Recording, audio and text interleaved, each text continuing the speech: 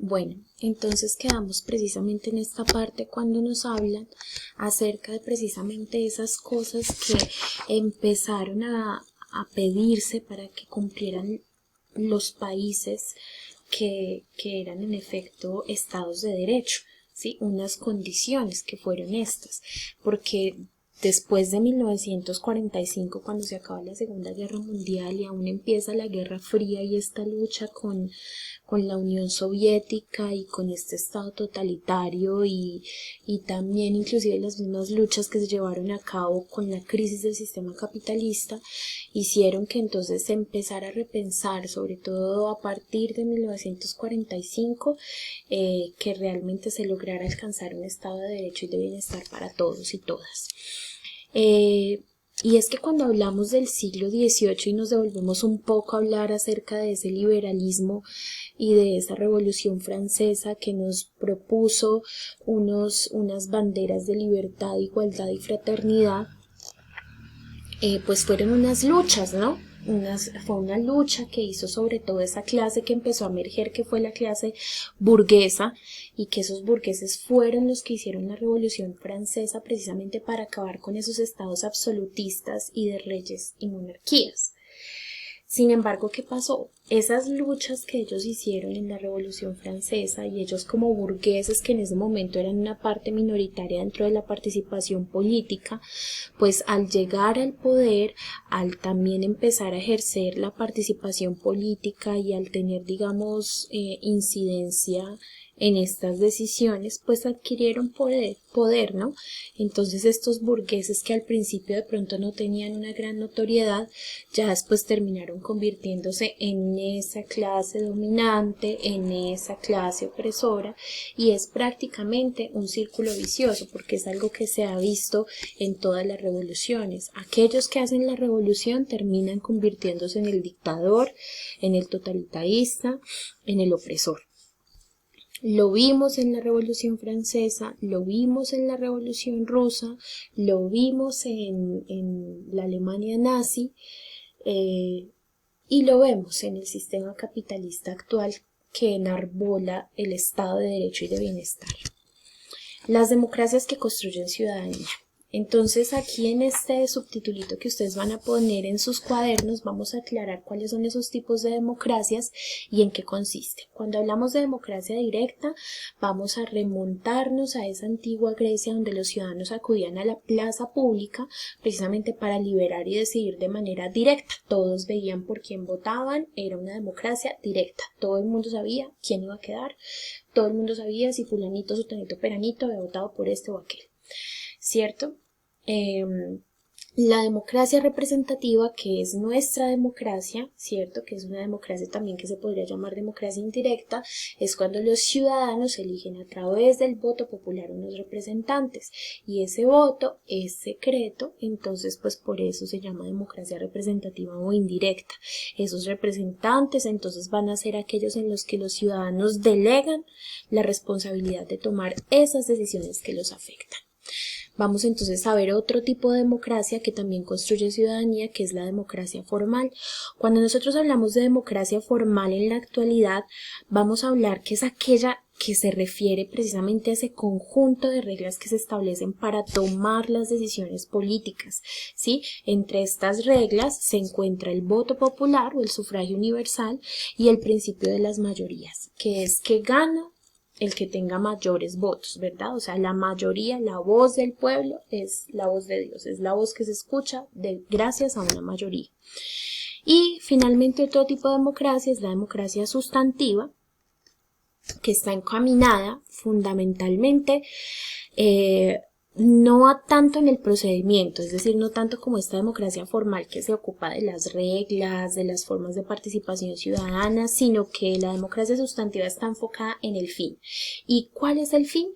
De la democracia sustantiva, empoderar a esos sectores populares, a esos sectores excluidos, como condición necesaria para superar la desigualdad. Porque la desigualdad es la que no permite que todos los ciudadanos puedan ejercer sus derechos. Entonces, así pues, desde el punto de vista de la democracia sustantiva, los gobiernos que pueden llamarse democráticos son aquellos que toman decisiones que benefician a las mayorías, ¿sí? A la cantidad de mayoría que vota, así sea la que vote una minoría, pero que siempre respetan también a las minorías. Entonces aquí es donde vamos a ver en esta democracia sustantiva la importancia de las diferentes, de la pluralidad en la participación política, de que existan diversos partidos políticos, de que existan los grupos significativos de ciudadanos, porque es ahí donde se enriquece el ejercicio político, porque es ahí donde donde se enriquece el ejercicio democrático, ¿cierto? Esto es lo que algunos politólogos llaman salud política, porque es precisamente esa coexistencia, ese dinamismo de la pluralidad de todas las formas en un ambiente de respeto y tolerancia, lo que también se va a llamar como un agonismo político. Y ese agonismo político va a contrastar con el antagonismo. Cuando hablamos de antagónico estamos hablando de dos cosas que chocan, pero cuando hablamos de agonismo es precisamente cuando eso que choca se convierte en algo que se respeta y tolera. Es decir, que si usted gana porque tiene más votos o porque tiene mejores argumentos, yo voy a respetar que usted gane, ¿verdad? Entonces, en ese sentido, se dice que algunas corrientes de pensamiento político plantean que la democracia real solamente se va a alcanzar cuando se supere la formal y la sustantiva. Es decir, cuando no se hablen de dos democracias diferentes, sino cuando esas dos democracias realmente superen lo que dicen de las reglas y realmente logren lo que esperan cada una de las dos. Las luchas por la ampliación de la ciudadanía. Nosotros hablamos entonces que durante la primera mitad del siglo XIX, lo que yo les dije, habían unas banderas de igualdad y fraternidad y libertad, unos ideales que hacían parte de ese proyecto de emancipación proclamado por todas esas revoluciones liberales que empezaron a acontecer, ¿cierto?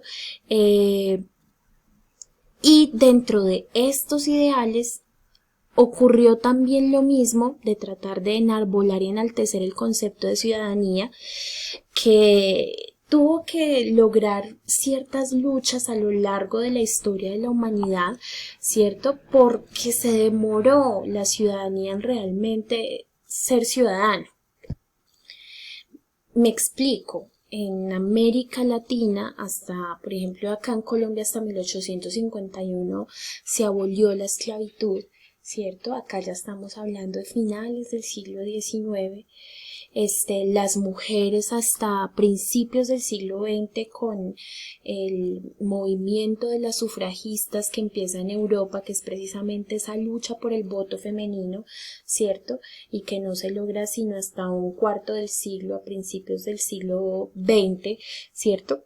Entonces se demoró todavía en establecerse realmente ese concepto de ciudadanía de manera universal y de manera real, siendo ese concepto también un concepto que podríamos inclusive debatir, qué es lo que significa ser ciudadano y si esta palabra de ciudadanía y ciudadano tendría también una connotación negativa, ¿cierto? Pero eso lo vamos a ver más adelante.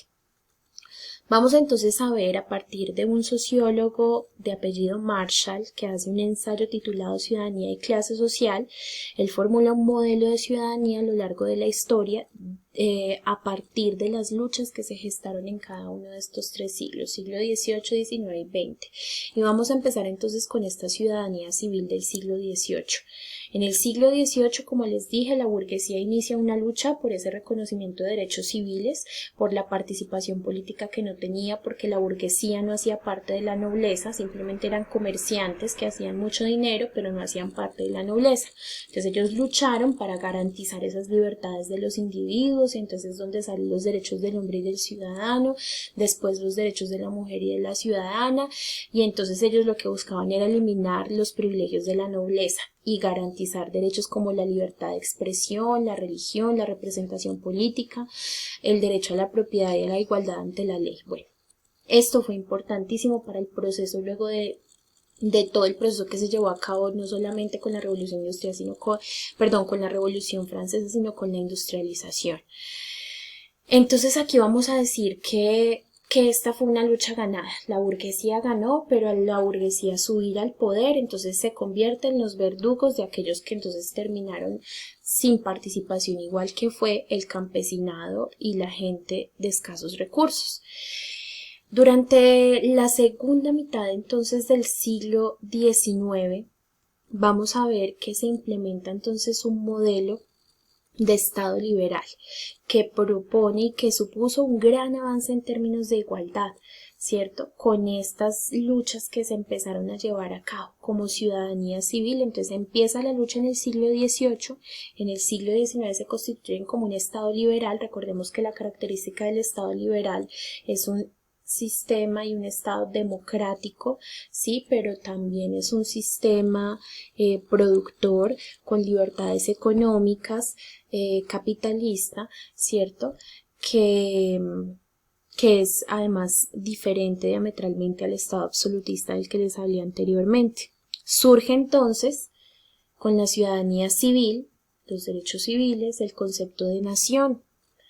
¿Qué es lo que nos dice el concepto de nación? Que es precisamente esa unión como identidad, como territorio, que tienen unos símbolos que los unen y que la nación lo que busca es precisamente homogeneizar, que todos los que pertenecemos a un territorio nos comuniquemos casi que con el mismo idioma y tengamos, digamos que, las mismas condiciones en términos de derechos y obligaciones, ¿cierto?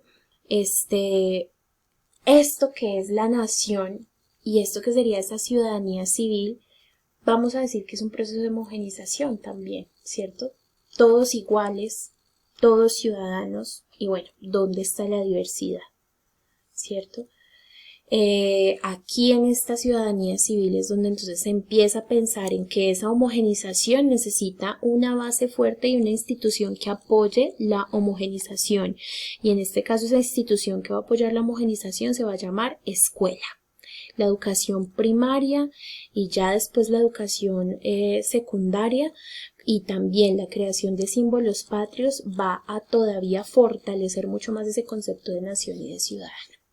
Luego vamos a hablar de una ciudadanía política, que después de que en el siglo XVIII se gestara esta ciudadanía civil, en el siglo XIX toma cuerpo la ciudadanía política. Y aquí es donde, bueno, los burgueses ganaron, pero entonces ¿dónde quedaron los sectores obreros? ¿Sí? Con esta industrialización, entonces cuando inicia la revolución industrial y cuando se empieza a dar forma a esa revolución industrial, surge una figura que va a ser el obrero, ¿cierto? El obrero que le toca trabajar 12, 13, 15 horas en una fábrica, ¿cierto? Entonces estos sectores obreros exigen también una inclusión a la vida política, ¿cierto? Y entonces acá es donde la revolución rusa va a incentivar, bueno, claro que la revolución rusa ya es en el siglo XX, pero en el siglo XIX entonces todos estos sindicatos van a ir calentando los motores de estas exigencias de inclusión a la vida política y pues de tener los derechos políticos que se les negaban, ¿cierto? Puesto que los liberales en esa época pensaban que las únicas personas aptas para participar eran aquellos hombres educados, propietarios, excluyendo casi a la inmensa mayoría de los individuos para ejercer sus derechos políticos. Y estas barreras fueron superadas en la medida en que estas organizaciones sociales pusieron el foco de atención precisamente en el voto. Queremos votar, tenemos derecho y debemos ser reconocidos. Reconocido este derecho al voto, sobre todo para las minorías, para aquellos que no eran estudiados, para las mujeres, en los primeros años del siglo XX. Y aquí vamos a entrar entonces con la última ciudadanía de la que nos habla Marshall, y es la ciudadanía social, que abordaremos en la tercera parte del ejercicio de la ciudadanía, para que por favor pasen al siguiente video.